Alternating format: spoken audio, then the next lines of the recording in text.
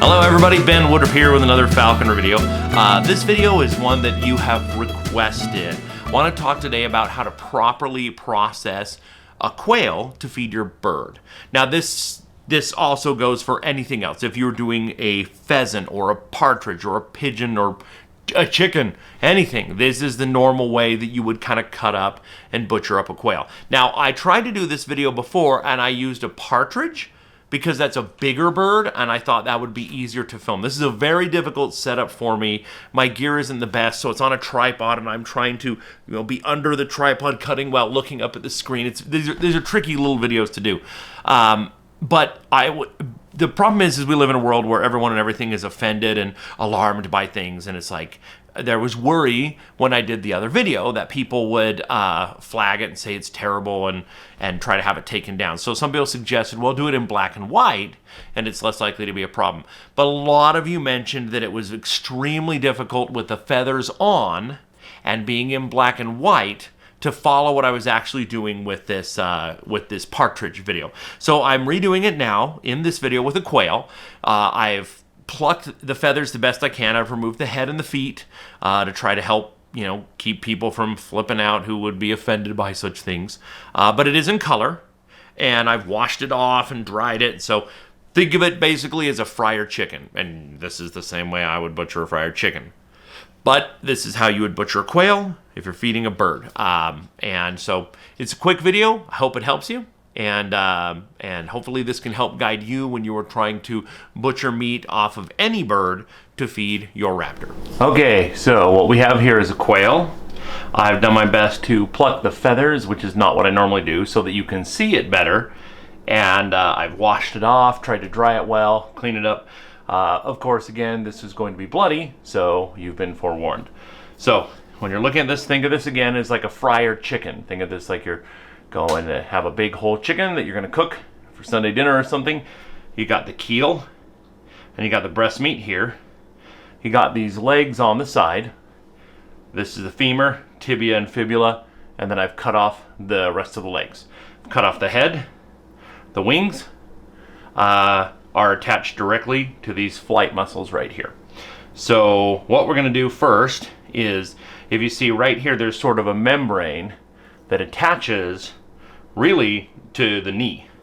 Now, when a bird is feathered, you're only seeing from here down, but there's all the rest of this meat all the way up to the femur right here, but there's membrane around it. So what we're going to do is we're going to kind of pull on the knee here and pull and tear that skin. Okay, so you can see how that just separates there.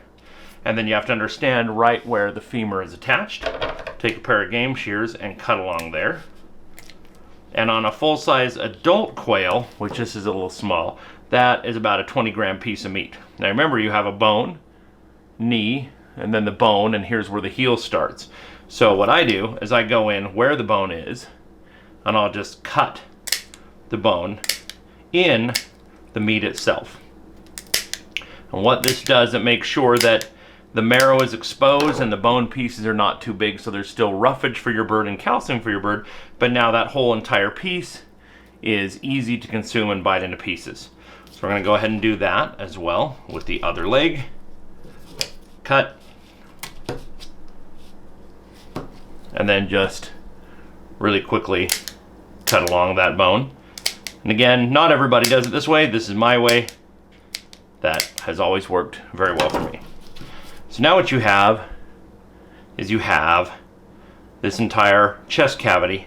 This is the end of the sternum here, and everything down below is viscera. Everything underneath is heart and lungs, which a lot of people like to eat. So I'm going to do right here a very gentle cut to open up the abdominal cavity. Now I'm going to put on the end of the sternum with my thumb and just pull back. Very gross, I know, but if you see inside, there's the heart and lungs, and everything from here down is something I don't really want most of the time. So now I have that. That is all very good meat. There's a lot of bone in there too. So if I want the wing on, I'll show you on this side that I will cut along the keel, along that keel bone, and I'll cut the wing off with it. So I'm cutting off the wing and the entire shoulder. There's a little bit of meat there left. Now this, I'm going to turn over and make sure, and you have to feel there's some bones in there that I'm going to cut. And just like with the leg, I'm going to cut along the full length of the arm and make sure that that's all soft and that nothing is in there that the bird's going to choke on.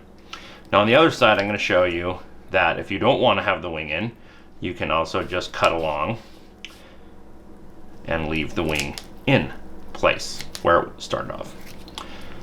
And there you go. That usually on a full-size quail is another 20-25 gram piece of meat. Now all of this that's left, again, I've left a wing on. I didn't take out the heart and lungs because it's a little gross, and I didn't want that in that video. This entire thing you can keep intact and just cut the bones in with the meat and feel through it and make sure that there is nothing that is going to harm your bird or they're going to choke on. Even with those giant bones, all the entire backbones and the ribs, you can cut it up, have it be intact with the meat, just like we did here, just like we did with the legs. And something that seems to be mostly bone is actually full of nutrients and is very good for your bird. That's basically the basics. Again, if I wanted to get the heart and lungs themselves, I would just reach into the cavity here and pull them out and use them to feed the bird. Again, this lower section, I typically do not feed my bird because the pelvis here is all very bony, and then of course the guts themselves are more likely to have things inside that I do not want my bird eating. Well, I hope this video was useful for you. Again, a little bit gory, but that's the nature of nature, right? Predator and prey, without death there is no life, and predators have to eat prey in order to survive. And if you are caring for a predator, you have to make sure they have high quality food and can survive, and knowing how to process that food to portions that your bird can properly eat is a vital part of the skill of falconry. So let me know if you have any questions or comments down below. If you haven't already, please hit subscribe, and as always, happy hawking.